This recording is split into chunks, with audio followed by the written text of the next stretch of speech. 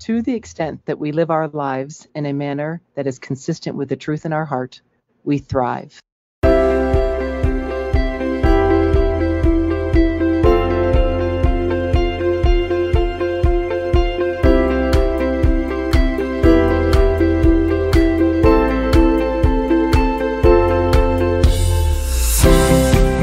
Welcome to the Meier Clinics podcast, and you just heard a quote from one of your hosts, Dr. Lisa Day. Join our licensed clinical professionals from various backgrounds as they discuss fascinating mental health topics with a wide range of guests. Meier Clinics is a Christian counseling organization with multiple clinics nationwide dedicated to treating the whole person, emotionally, physically, and spiritually. Welcome to our listening family. We thank you for joining us.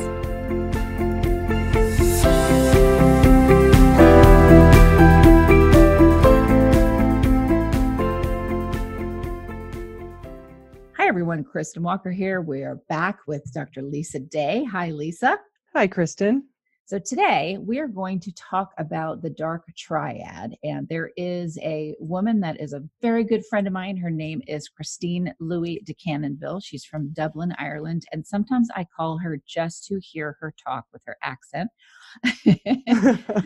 But she's written a book, which is one of the most popular books on this subject. It's actually called The Three Faces of Evil, Unmasking the Full Spectrum of Narcissistic Abuse.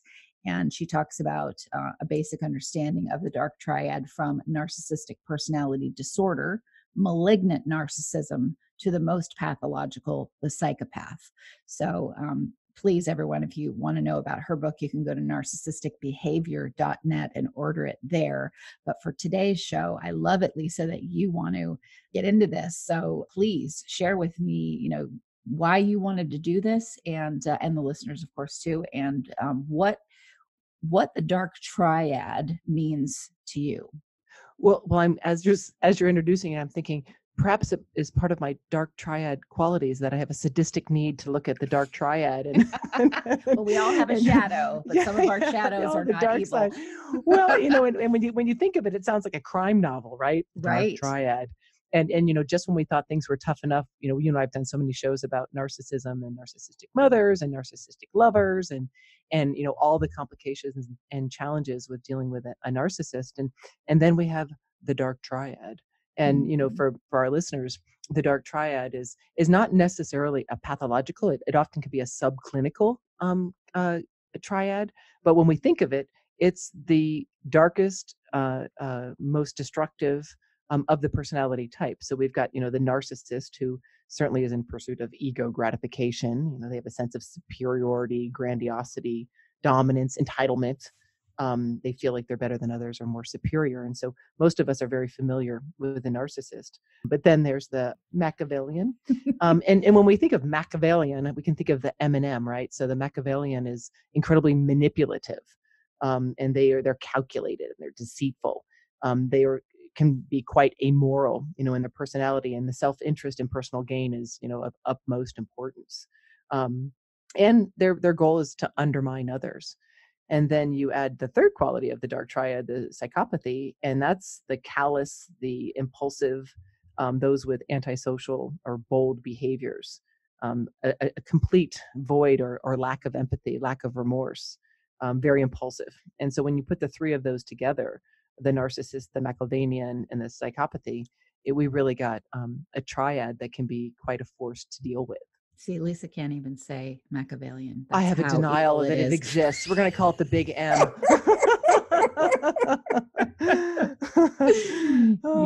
Yeah. And, well, I want you to say malevolent right now, because that's another M word that you don't like. Malevolent. There you go. The M&M.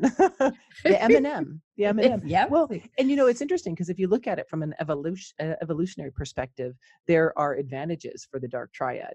Because, when you have these subclinical presentations, they don't have neuroticism or anxiety, and that can help facilitate one's goals, in adverse, conditions. The narcissist, they're in the pursuit for power, status, and wealth.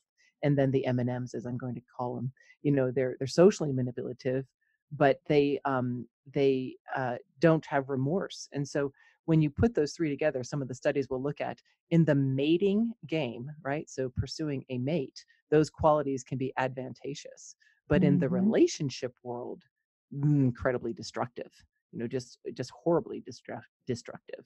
Right. And They're very good at getting what they want, but they are horrible at keeping it. absolutely. And they don't even care really about keeping it. Once they've sucked the life out of and gotten the juice out of whoever the target is, they really don't care about it anymore. They lack empathy. They lack remorse. Exactly. Well, unless of course you reject the narcissist, and then you're going to get an aggressive response. But but interestingly, if you look at employment studies or career studies, if you look at narcissism, it correlates positively with salary. I mean, we've got people in high positions, left and right, who have this dark triad, and beware, right? Well, the stock market, they actually had people take Robert Hare's psychopathy checklist, which is, worldwide famous. It's the checklist needs to be updated, which he agrees also that it does, but it's what is used, right? And they would have potential stockbrokers take that test or fill that out. And if they scored high in psychopathy, they were hired. Wow. Wow. Well, they have a disproportionate representation in leadership positions. They just do compared to, the population. Right. So, which is strange. We've got psychopaths leading our country and big businesses, Right. And leading countries all over the world and big business all over the world. Yeah. Well, and while, they have the ability to put their interests first and to manage people and impressions of people and to pursue their goals with great confidence. And certainly those are all components of success.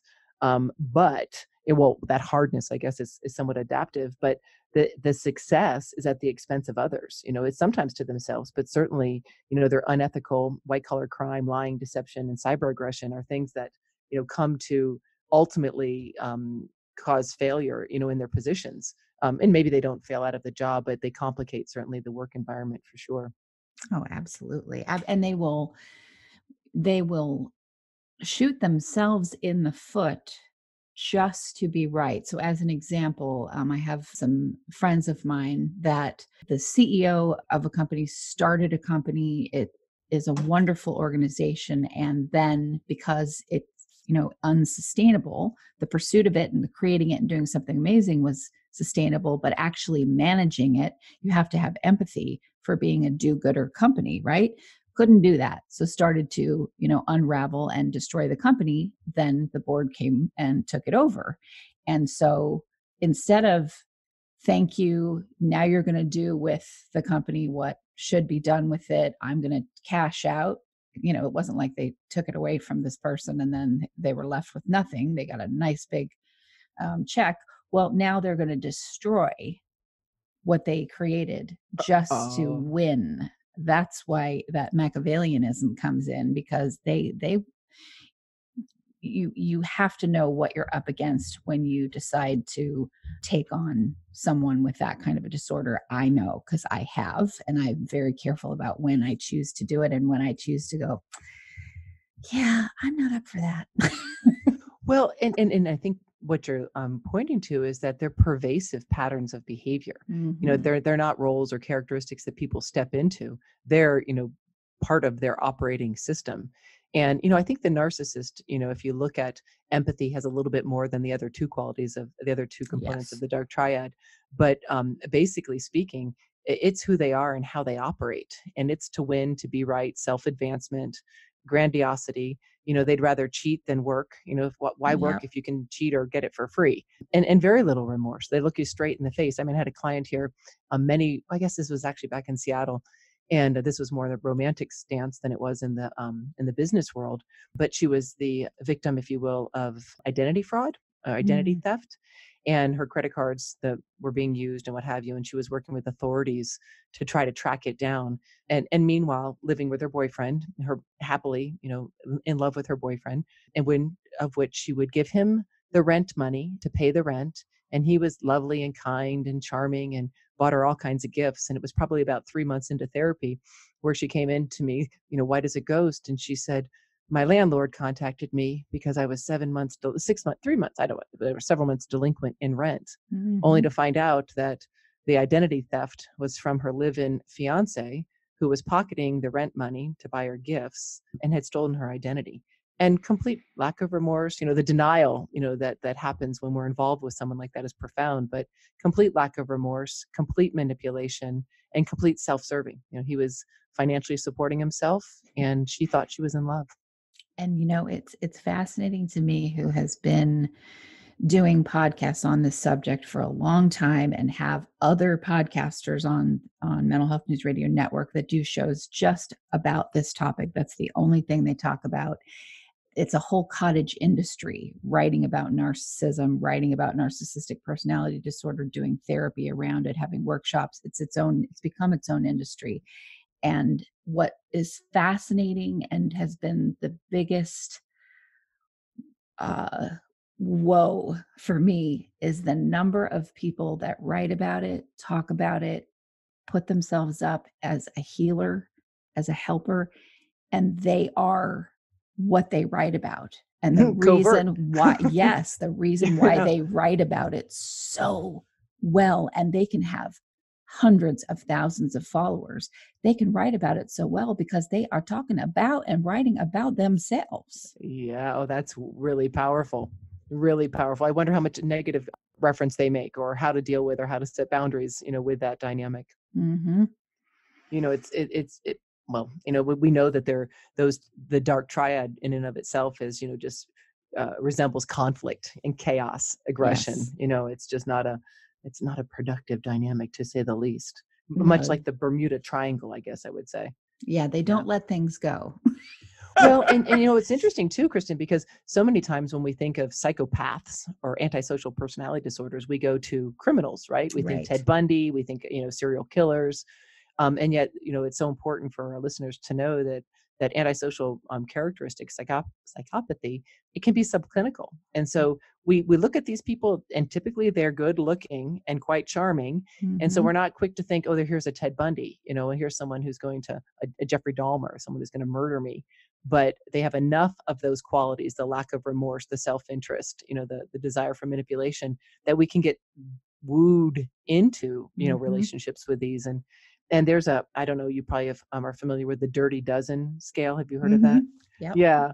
And for our listeners who haven't, I mean, we look at the scale and who would own up to it, right? So what is the questions? Do you manipulate others, or do you lie to others, flatter others, seek personal gain in your interactions, lack remorse, not concerned for the morality of your actions, if you're mean and insensitive, cynical, you desire and need the admiration of other people, crave attention, you need the favor from others, or you seek status and prestige.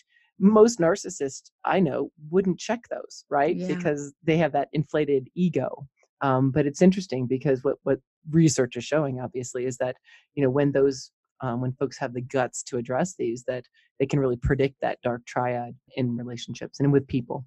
Absolutely. Absolutely. And I think that where people get lost on the journey of figuring out when they've been in a relationship like this and how to heal from it, because let me tell you, you will spend a lot of time in therapy dealing with being in one of these relationships, or at least I hope you will anyway.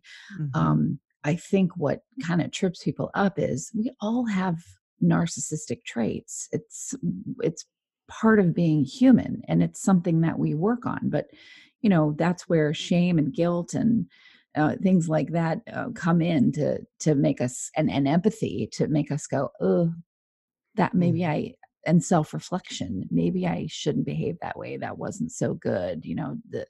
All of those things. Well, that is something that these kind of people don't do. They don't even have the capacity to do this. So we, as people who are not part of the dark triad, can get lost in, well, is it us? Or are we this? Because we're so used to empathizing with others that we even empathize with the narcissist. Well, and clinically, when I work with folks who realize that they are in relationship, whether it's business, and more often it's going to be a romantic relationship, when they realize that this is what they're involved with, there's, as I mentioned, there's a tremendous amount of denial at first.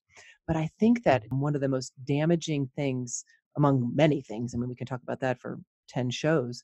But one of the most damaging things that I experience or and I observe and work with to the operating system of the person, most commonly a woman, because this dark triad is disproportionately represented in men, but is that the individual who's involved with someone with these qualities not only has been hurt, deceived, cheated on, stolen from, but they've been so heavily gaslighted the entire relationship Yeah. that not only do they lose the trust for their partner and other people, but the more disturbing part is that they lose the ability to trust self.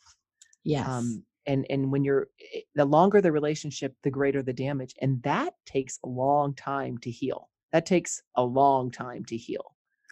It does. It takes a very long time to heal. And it's, it's been an 8-year journey for me from figuring out exactly what this is, because I was involved with someone that had, was diagnosed by other therapists. It's been 8 years of just walking through this, and I see patterns, the same patterns with everyone that's, coming into survival mode from this kind of a relationship.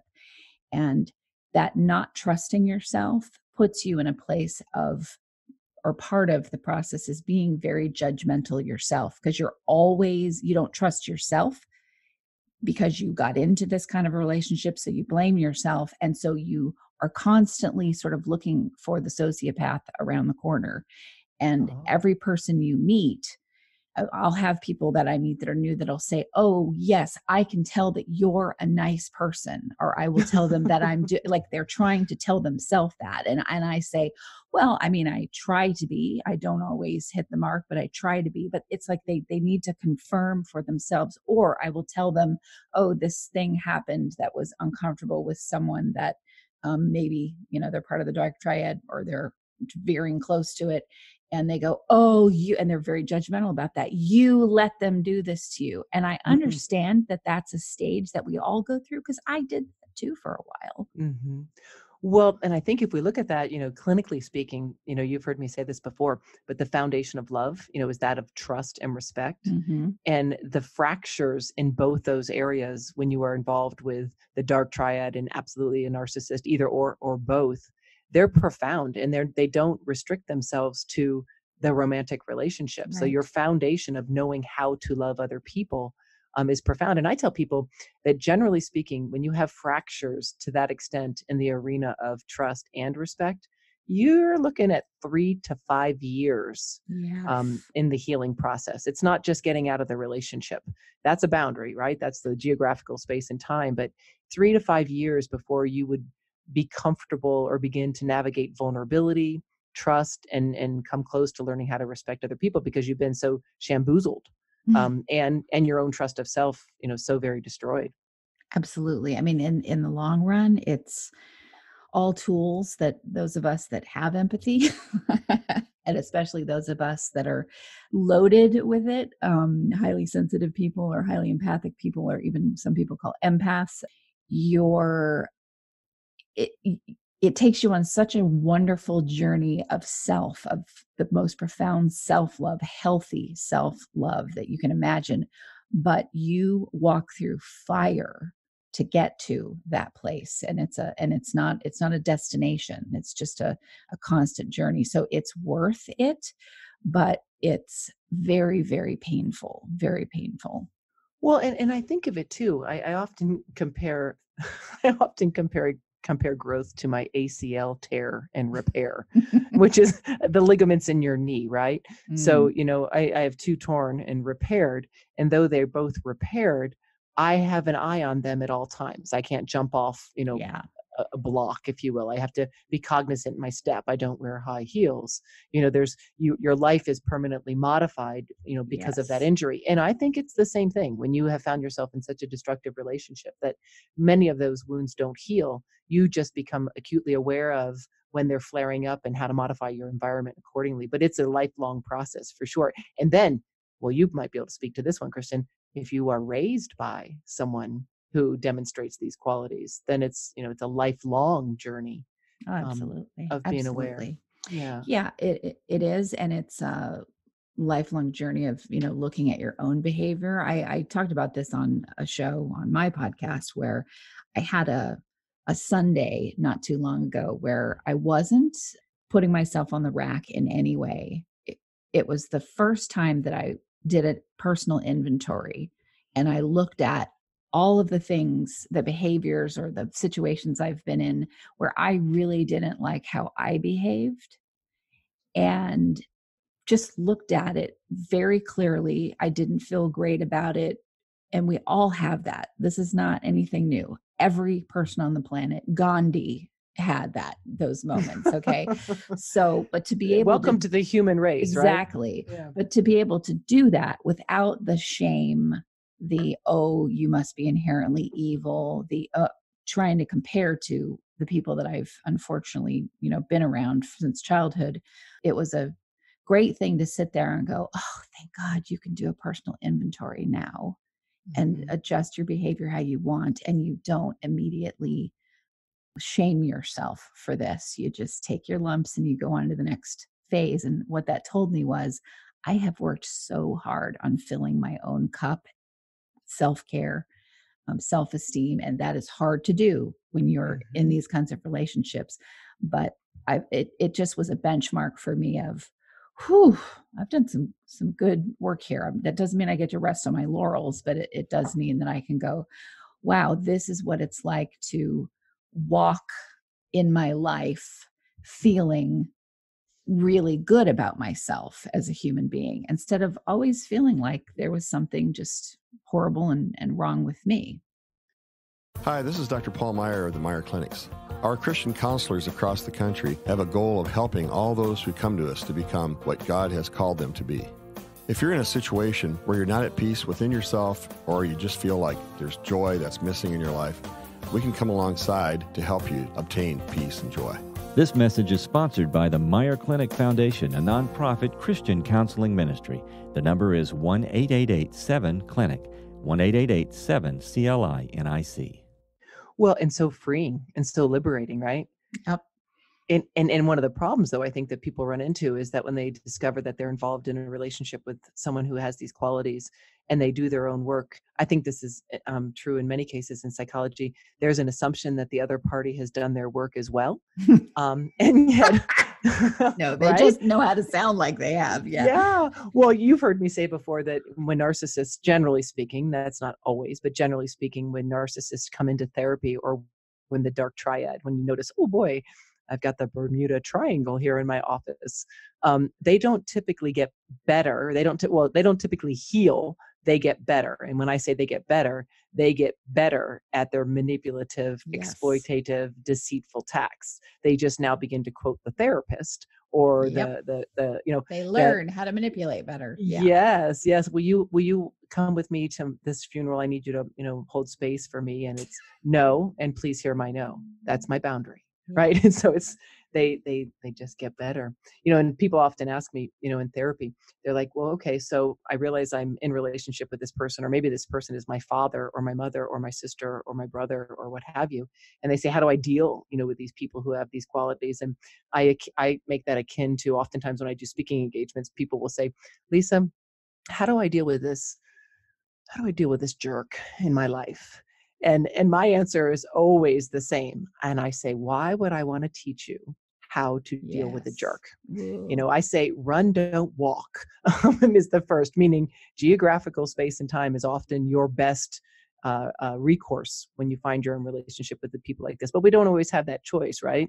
So, some other things that I teach people is that, because the Dark Triad is so very self-absorbed, and because they're so very charming, they do their best work in person, face to face. Research will support that.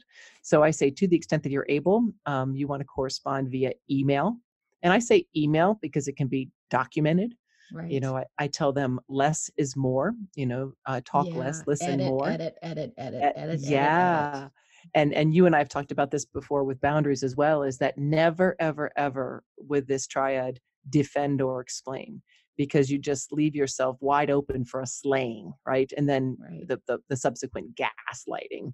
And then in the workplace, we find that the Dark Triad, these people can often have a fair amount of anger, and aggression, and they can be passive aggressive or avoidant and sulk.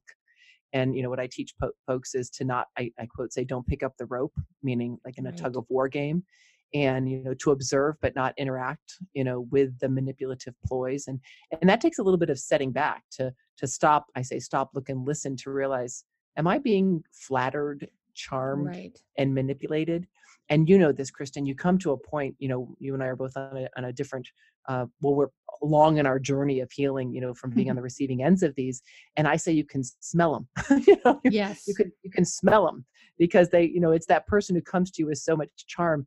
And what was once flattering and would pull you in, it makes you want to puke, right? You're like, oh no, here's one, Yeah.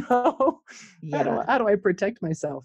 And I think too, part of gaslighting is also them getting your gas, your fuel. They don't know how to, they can't create their own fuel. They're not a rechargeable battery of, their own. They only recharge through extracting power from other people. You, as an empathic person, can recharge your own battery. They don't have that. So they are always, it doesn't matter, what the situation is. I don't care if they look like $1 million and, and you don't. It doesn't matter. They are still pathologically envious of you for one reason, and that is because you can recharge your own battery and they cannot. And they are very angry at anyone who can do that, even though they must extract and go to and deign to go to other people because they have to. That's the only way they can feel. So they will gaslight you, but they'll also steal your gas. And one of the things that is fascinating that I've taken to lately is when we're in those relationships, our bodies do betray us. We are getting adrenaline dumps. We are getting our physiologically to a state of this constant fight or flight. And so part of the getting out of those relationships is having our body chemicals calm down. There's a lot of work that needs to go into making that piece happen. And for me, I can tell now, I am going to need to not engage, because that can easily trigger that adrenaline dump, and then my body I will start then having to fight my physical chemistry to keep engaging with this person. So I sort of take this attitude of, where people say, if a bear goes to the bathroom in the woods, did it really go to the bathroom? Because you didn't see it happen.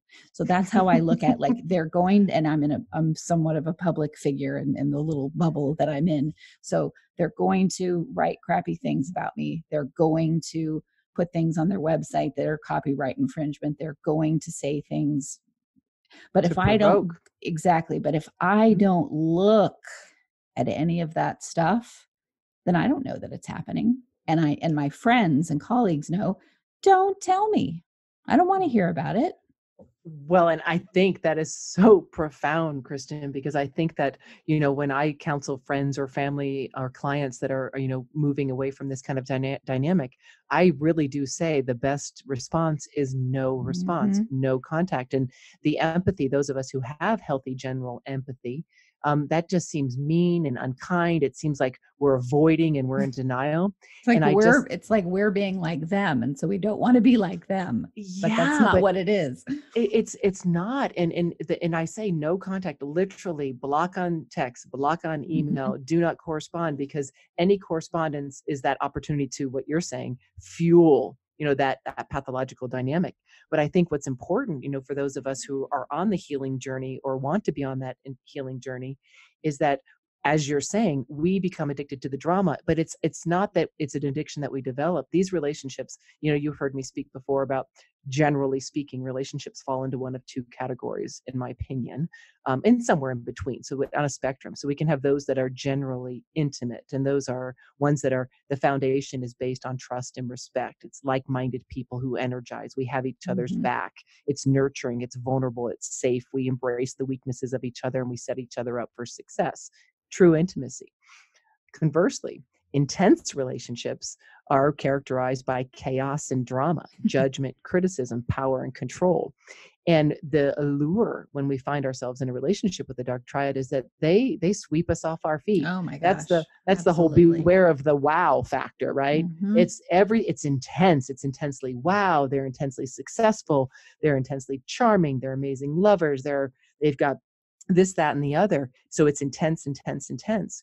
And once, the individual begins to realize that, oh my goodness, this intensity, it's intense, all right, but it's a pathological intensity. It's very difficult, as you say, to not get pulled in, because while we don't want the dysfunctional intensity, we're drawn to that intensity. And so the boundaries with self are, when I work with folks, is the most difficult. I say no contact, no response, no contact, no response. And if it's someone that you have to be, in correspondence with, say, because of parenting plans, shared children, or what have you, or business relationships, it's email, less is more, no defending and explaining, the boundaries, right? And sometimes they aren't charming and attractive and successful. Sometimes you are those things.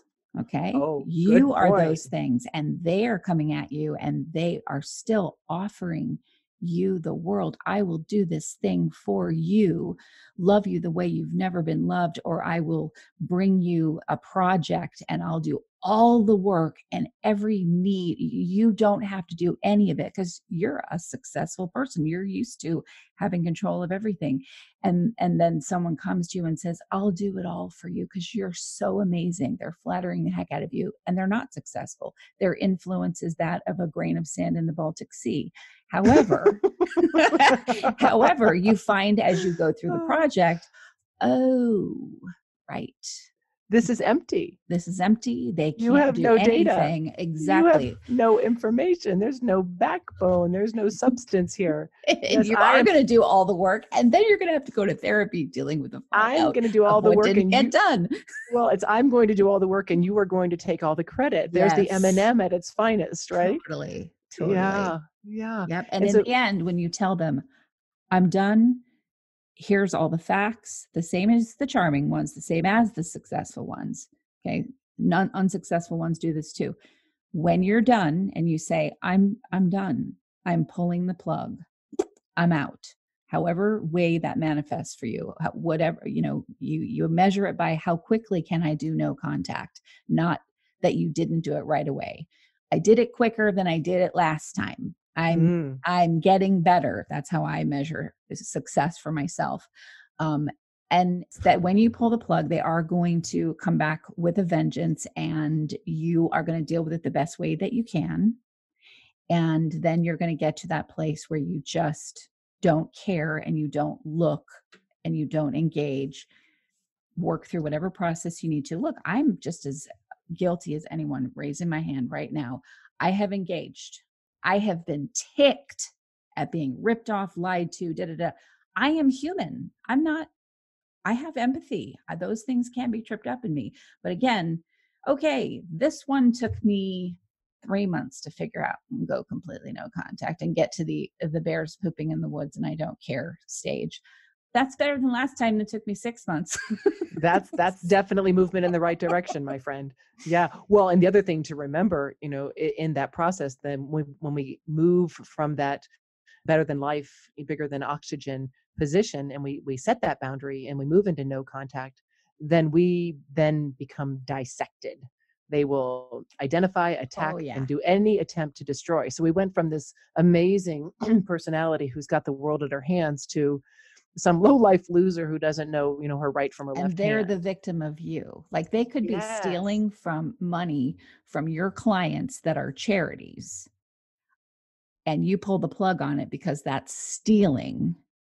Mm-hmm. And yet their story to the world is, oh, I'm the victim of this horrible person, who they put on a pedestal when they first met you. So that's another trippy thing that happens. Well, it comes back to the why work when you can cheat or lie. Mm-hmm. Absolutely. Yeah. And so whether we're on the receiving end of these folks romantically or in the business dynamic, they're all over. And again, not all of the dark triads are going to present, at a diagnostic level of pathology, but it's that triad together. And they look good, whether they're whether it's outside or inside, they look good. They draw us in. Mhm. And so it's so deceiving. And so when we are deceived and duped, if you will, it's really easy for us to turn the anger on self of, oh, you got to be kidding me. How did Right. you, what in the world were you thinking? And You know, try not to listen to people that tell you that too. oh, That everybody tell around you, you is going to say, oh yeah, well, I we could saw see it. that. And I'm Yes. like, I will say this about Dr. Lisa Day, listeners. She's one of those people that will tell you, this has been my experience. This isn't good. And that is so helpful. I'm one of those people too, because she and I have learned society isn't really set up to help you deal with these kind of people, because we don't want to acknowledge that they even exist because it's unpleasant. So it's much easier to have someone tell you they're in that kind of experience with someone in the dark triad and say, I saw that coming. Yeah, I knew that something bad was going to happen. That's, you can't blame people for being that way, because that's really the way that we're made and handcrafted. But once you've been in the battle zone and you're on the side of trying to help others with this, then you become someone that goes, I'm going to go against that. And I'm going to say, before the inevitable, horrible end, I'm going to be a helper, and I'm going to tell someone, hey, I'm experiencing this with this person. It's not great. And I just thought you should be aware of it. Mm-hmm. And that takes some Courage. courage, because you don't want to be accused of being a negative person or talking trash about someone or what have you. But I am so grateful to the people like Lisa and Christine Louis DeCannibal, some of my other friends, that will say, before I get to the, oh, this is one of those people that will tell me, hey, this is what's going on. I don't like it. I think you should watch out for this. Something's not right. This boat don't float right, and something's wrong here. Yeah. And that's actually a good point too, though, because when we find ourselves in relationship with the Dark Triad, we want to keep an eye on, if things seem too good to be true, they probably are. Yes. They probably are. And this is where, we talk about codependency. And I say that, to the extent that we give people qualities they don't have, or more importantly, in this case, disregard qualities they do. Right. And if we have to lie to ourselves in order to remain in that relationship, then we're detaching from self. And that's usually a good indication that our radars are up, warning, warning, warning, but we're being charmed and flattered into, we're being worked, we're being manipulated, we're being fed into something that ultimately is going to be pricey, both emotionally, relationally, business-wise, financially. And so it's an ongoing challenge, right? Yep. And I wish I would say that these people, Dark Triads, would come into therapy, but the only time that they do come into therapy, in my experience, when they're forced. Well, when they have a problematic, non-compliant partner, and they want to come and tell me how, or a court order, right? Or they want to tell me how this non-compliant, a difficult partner needs to be changed so that they can, be more compliant with the needs of the Dark Triad character. So it's sad. These people, unfortunately, and I feel sometimes, Kristin, that we talk about narcissism as if it's something to run and not walk from at all cases. But sadly, the amount of folks who do come in and who genuinely seek change, in my experience, I'm going to give it, ample and say less than 10%, but I'd probably say less than 5%. Right. It's only when, it's kind of like alcohol, when they're sick and tired of feeling sick and tired, from the negative fallout, that they say, wow, perhaps I've gotten these qualities from this, there, and the other, and help me. Right. And, it's not that we can't have friendships with people who are extremely narcissistic. There's a difference between someone who is extremely narcissistic and someone who has narcissistic personality disorder. The difference is, someone who's extremely narcissistic, in my experience, can be a very caring human being that had a lot of trauma as a child, or they are a longtime addict, or there are many, many reasons why they are this way, and they know it, and they work hard to not be this way. They don't go around looking for chaos, drama, and causing pain to others. Extremely narcissistic behavior doesn't always lend itself to, that person enjoys the destruction of others. It's when it becomes a personality disorder is when you're looking at someone that is constantly trying to excavate for drama, cause trauma, splitting, and so on. Does that make sense? Absolutely. And I think it comes back to where you started this podcast, in that it's a true evil, and we don't like to think of that word, or we get afraid of that word. But, I remember after the, and this isn't necessarily a Dark Triad individual, but I remember after the Columbine shootings years and years ago, and I don't even remember who it was on NPR, but I really respected his boldness in saying that we need to remember there is evil in our world. There's evil in our world. And I think that, to be aware of the Dark Triad, not to live in fear of it, but to be aware of it and to not lie to ourselves and to be truthful with something doesn't feel right. If something feels too good to be true, it is. And to listen. I often say, if we've had a history of being involved with narcissists or with folks in the Dark Triad, I'm a big advocate of putting what I call the committee together. And, and you know where I'm going with this, right? And the committee is someone who can give us an objective observation, because when they are not the ones who are smitten, drawn in, or sold by the manipulative tactics of these folks, our loved ones, our committee, are able to say, something's not adding up here, and I would encourage you to either run, not walk, or to proceed with caution. But so if we've had those experiences, I'm a big advocate of developing a committee that's trusted people that you can lean on. Absolutely. And I know we're closing here, but another thing you can do is, and this has been probably the most helpful thing for me, is I'm such a big connector, let's bring someone else in, and I want to share my success or this opportunity with the people that I think are fantastic. And sometimes I'm working or have worked with someone who's part of the Dark Triad, and I'm doing that with them and they love it. But the minute that I start sharing some of that with everybody else, which is how I am and not how they are, they start to get very angry, and they'll start to try to split me with the rest of my friends and colleagues that are not part of the Dark Triad, who are just as committed to being generous with others as I am. And what's so helpful is when I start to see the narcissistic person's behavior, the wooing, the manipulation to one of my colleagues or friends, that's a big ding, ding, ding. I couldn't see it for myself because they were really good at hiding it and, being on their best behavior around me, but I'm witnessing it happen to someone else. That is such a great indicator for me to go, okay, you need to dial it back now, the amount of stuff you're doing with this person. And boundaries, because these folks don't do well with confrontation. No. So, boundaries being what I will and will not do, control being what he will or will not do. Boundaries. Absolutely. Yeah. Absolutely.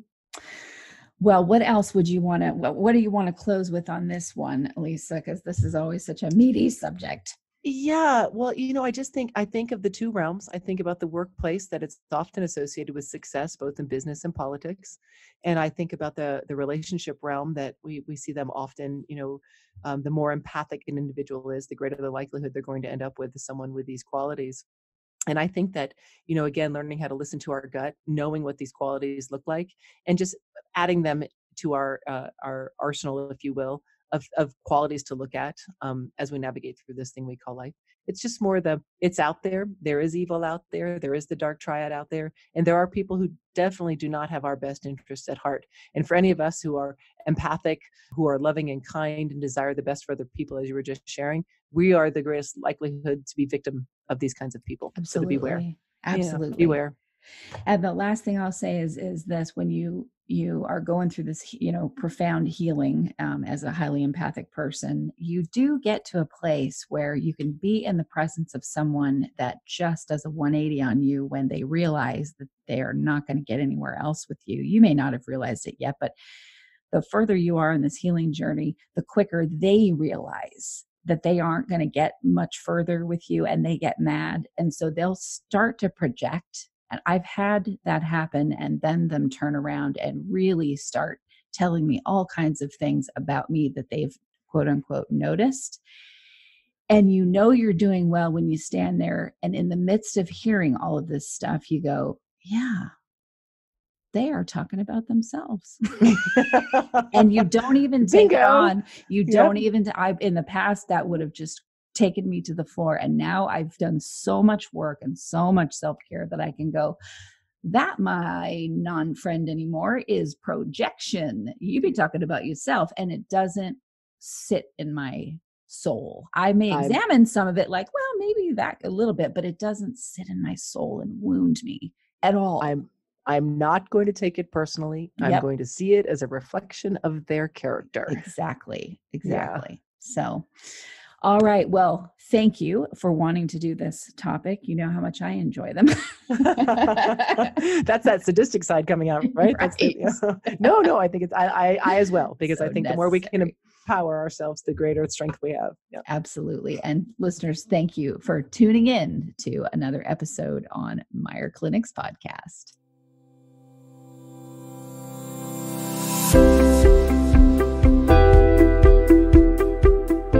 We hope you enjoyed this podcast. Tune in next time for another engaging discussion on relevant mental health topics. If you have any questions about Meier Clinics, please visit our website at meierclinics.com.